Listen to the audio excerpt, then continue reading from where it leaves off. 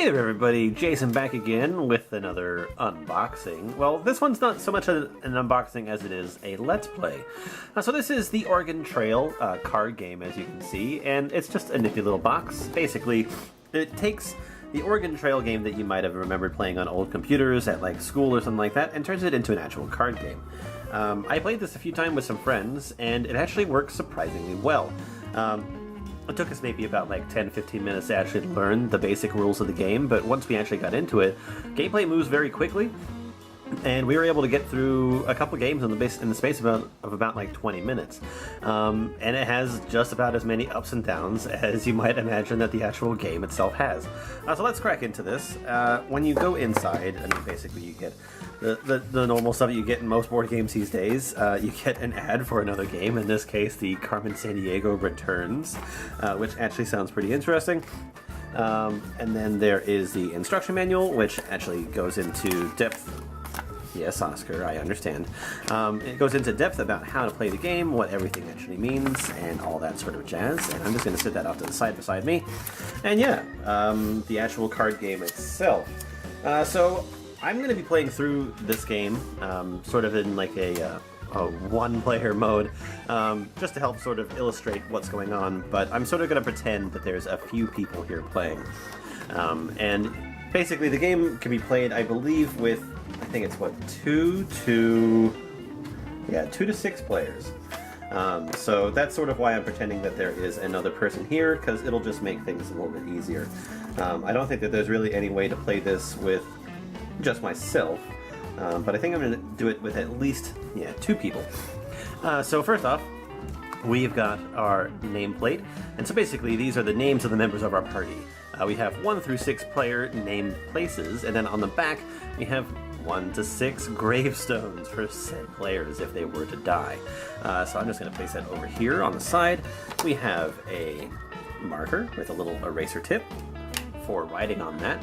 It comes with a 6-sided die as normal for calamities and other type of activities to be decided, which you'll see in just a little while. Let me get all these cards out. Then we've got 3 different types of cards. Well, actually 4, but the 4th one doesn't really count, I guess. You have calamity cards, which are the things that could potentially be going wrong for your party. You have the supply cards, which are the supplies that you use to get across the Oregon Trail. Then you have your trail cards, which actually makes up the trail that your party is going to go across. And of course, you are going from Independence, Missouri to Willamette Valley, Oregon, which I find Willamette pretty kind of funny just because of my recent playthroughs of Dead Rising. Anyway, I'm going to set these sort of up here out of the way because, you know, start and finish. What the game actually recommends is that you place this 3 feet away from this, as the play actually takes place in between here, but we're going to sort of modify that to sort of help us out a little bit. Alright, so first things first is, of course, preparation. So I'm just going to quickly shuffle these cards.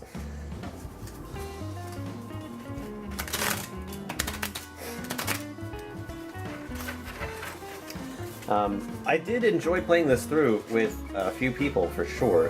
It was definitely fun, and once we actually got through that awkward phase of learning how to play the game and understanding what all of the cards actually meant, it was interesting. I picked this game up for like $10, and I was pretty darn happy with it. So I'm just gonna shuffle these real quick too. It was just kind of surprising because I haven't played this game in forever, and I mean, you don't really see it pop up that often anymore either, but kudos to the people that made it into a card game. We got our calamities, and I think it should basically have everything that you can possibly remember from the actual game. At least that's what I feel like it has. So, I've got my calamity supply and trail cards. So there's different rules for the way that you divvy up cards depending on how many players you're playing with. The first one, however, is each player gets 5 of the trail cards. So 1, 2, 3, 4, and 5. And then I'm just going to sit these off to the side in a draw pile. So I've got my 2 hands. Alright, and then with the supply cards, for 6 players, everybody gets 3 of these. For 5 players, you get 4, and for 2 to 4 players, each player gets 5. And so I'm just going to deal these out.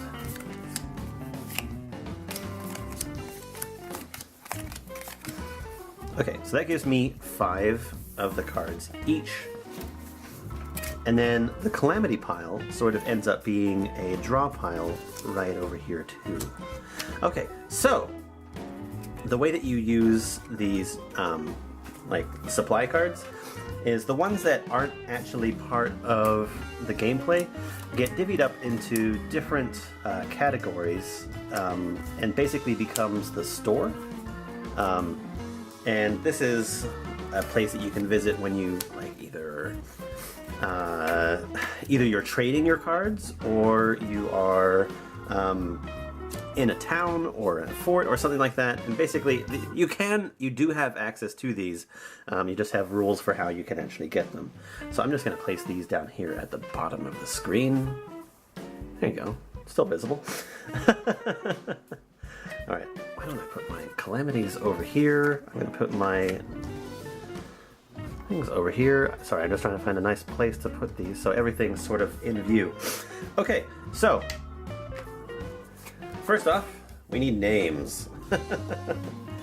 So I'm going to pretend that my cats are going across the Oregon Trail, and so you've got Oscar and Olivia. Alright, so I'm going to place them right over here. So the first things first, it goes by turn order, round clockwise, and it says that the oldest person is the one who goes first. Oscar is the one who goes first. So basically we're just going to take a look at Oscar's hand real quick, and then we're going to talk about how the game is actually played. So as you can see, I have 1, 2, 3, 4, 5 trail cards, and on some of the trail cards what it says is press spacebar to continue, draw a calamity. Press spacebar continue, draw a calamity. So if you haven't gotten the clue, every time it says something, you sort of have to deal with some sort of calamity on these blank cards. There are actually cards like this which have trails on them, and it doesn't say anything at all. Then you have river cards. River cards are the fun ones. So I have luckily only gotten ones where you potentially lose a supply, but there are ones where you lose your life. And the way that these work is you roll an even number to ford the river, or you roll an odd number and lose 1 supply card. With the ones that make you die, it basically says roll an even number to ford the river, roll a 3 or 5 and play passes to the left, and roll a 1 and you die. And yeah, the trail sort of goes any way that you want it to. Basically the cards have to match end to end for the trail to actually continue, and if you don't have anything matching, you pick up another trail card. And if you pick up a trail card, you can't play it in that turn. Basically, it's 1 action per turn, whether it be a trail card or a supply card. So let's start play. I don't really know how long this is going to last. It probably won't last very long, but I'm just going to start off by playing a trail card. And the way that we're going to do this is I'm going to play them right here. You play trail cards in groups of 5, so 1, 2, 3, 4, 5, and then once you reach the end of it, except for the first turn, you take the last card, stack it on top, and stack it underneath the first card. Well, you take them all and you stack them underneath the first card, and then basically you have stacks of 5 cards that build up the trail. So the way that they want it to go is basically you want the game finishes at the end of the 10th stack of 5. So you'll play 50 trail cards. Yes. And then the game is over. But if you don't make it till then your party has died. Alright, so let's just get on with the gameplay, shall we? I've sort of talked enough. Now we're actually just going to get into it. I'm just going to get myself set up here, because I don't even know what supply cards that my people have. I'd say that we're pretty well diversified. We don't have everything, but that's okay. Alright, so this card tells me that I have to play a calamity card, and the calamity card says food. You go hunting. Collect 200 pounds of food, if you have 1 bullets card. Discard this card if you have no bullets. So I'm looking amongst all of my people, and this really isn't anything that I have to worry about just yet. I do have food in my party, but I also only have 1 bullet. So I'm going to discard this card and not worry about it. And then just continue playing. So now it's Olivia's turn. Let's see. As I said, it has to match. So I'm going to play a matching card. And it says again, draw a calamity. So this one is Dysentary. You have died of dysentery. So Olivia's dead. So basically what I have to do now is I have to erase Olivia's name. And then write her name on a gravestone. So Olivia died of dysentery. That was quick. That was the first turn.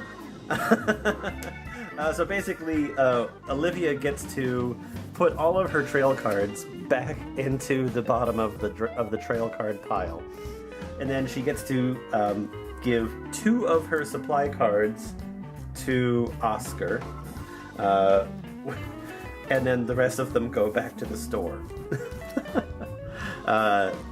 You can will your supply cards to whoever you want to that you're playing with. I mean, it doesn't have to be the same person.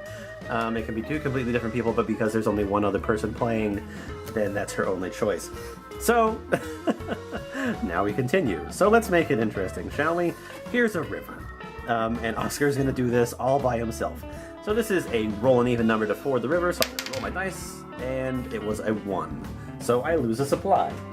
I have multiples of my medicine, so I'm going to take my medicine and put it back in the shop. And then I just try again. I rolled a 4 that time, so I actually get to pass and get to continue with my trail. So here's the 4th card in the set. Draw another calamity. And it says Thief. A thief comes during the night. A thief steals your supplies. I discard 1 supply card. We are having a bad go of this. I'm going to choose to get rid of clothes. And then I will play my next trail card, which has to be a river. And it says roll a dice, get an even number to pass. And I rolled a 2, so therefore I pass. Because this is the first set of 5, the way that this works is I can pick which one I want it to actually be. Looking at what I have in my hand, I'm actually going to pick the last one to go on top. I could have picked the first one, but that's okay. So I'm going to start a new set of 5. And we're going to start it with this guy, which is draw a calamity card. And it says, Broken Tongue. You have broken a wagon tongue. Roll a 4, 5, or 6 to repair now. Or roll a 1, 2, and 3, and 1 spare parts card must be used to repair the broken tongue. 1 round of play without repair, and everyone in your party has died. So basically what it's saying is that if there were multiple people playing, if it went around the entire board of people and then back to me and I still couldn't fix it, everyone's dead. So basically right now I have to roll a 4, 5, and 6. And I roll a 1. And luckily I have a spare parts. So I'm going to play the spare part. And I'm going to continue on. If you roll something like that, basically, play can't continue, I don't believe. Yeah, play can't continue unless you repair the thing.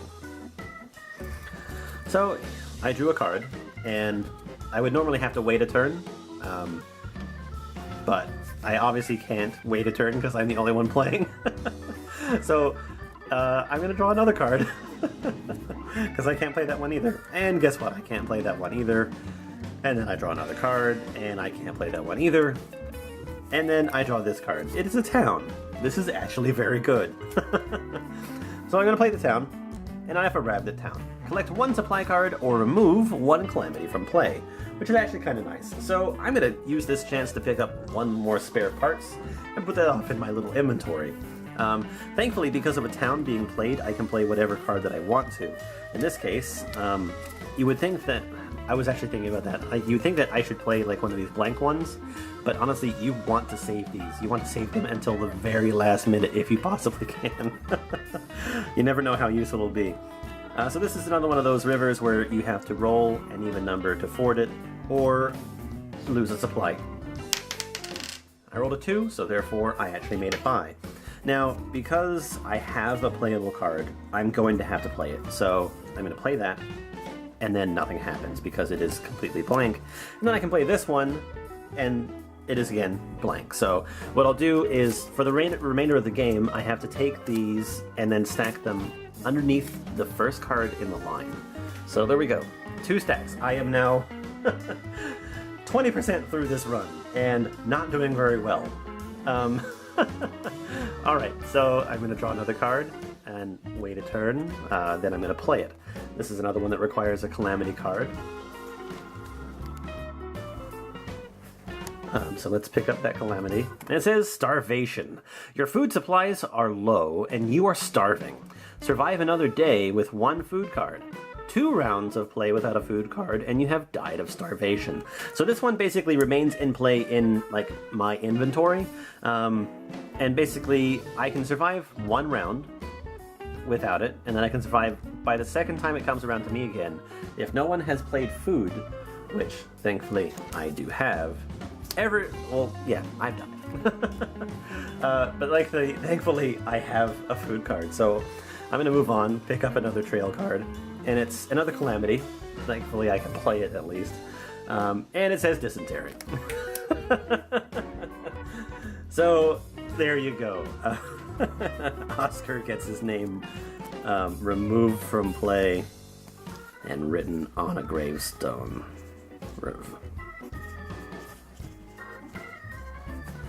So that's basically it. The game can have some pretty interesting outcomes. The 4 games that I played, we actually made it, I want to say 75% of the way in 3 games. We actually managed to finish 1 game that we played. It seemed like every single time, once we were reaching the end, everything was pretty frantic. Everyone had like no supply cards. We were all drawing from the trail card spot. Typically we were getting stuck at rivers. Rivers were the biggest source of us losing all of our supplies. And then for the most part, everyone was dying from some sort of like disease. When it comes to the actual Calamity cards themselves, we have everything from like inanimate grass to dead oxen, extreme cold, bad water, broken wheels, and then you have things like this. Typhoid, cholera, and you have broken arm, which makes you sit out of play for 2 turns. And then measles. Here we go, measles. Okay, so here are 3 different diseases that you can catch aside from dysentery. And basically, the way that these work is that, like, for instance, I have cholera, and it says 2 medicine cards can cure you, and if any player draws another cholera card before you're cured, you've died. And so these 2 cards, I think... Actually, no. These 2 cards, now that I look at them. These 2 cards work in the way that there's multiple measles and cholera cards in the deck, and so basically, when you have one of them, you are okay. You can still live. People can actually pass by not healing you, but there's always a chance that another one of these will be played, and therefore you die instantly on the spot. However, after you've cured like 1 case of cholera or measles, you're more than likely able to survive the rest of the game without having to cure it. So you sort of end up in town sick. When it comes to diseases like typhoid, however, you need like a clean water and a medicine card, but if it reaches back around to you again before getting actually healed, you're dead. This one is... It's like the 2nd most deadly disease aside from dysentery. But that's basically it. It is a very fun game, very enjoyable for like $10. I think the most that I've ever seen this go on sale for is about like 12 to 13. I'm pretty sure you can actually get this in retail or online. I found mine in a Target. As a quick little side note, I realized that this is only available at Target. So keep that in mind when looking for this particular game. Why only a Target? That's a good question. And yeah, If you have any questions about this game or anything like that, please let me know in the comments down below. Have you played this? Do you remember playing the old PC game? I remember playing it when I was like 9. That was a long time ago. But anyway, hope you've enjoyed this. We'll see you guys later. Bye-bye.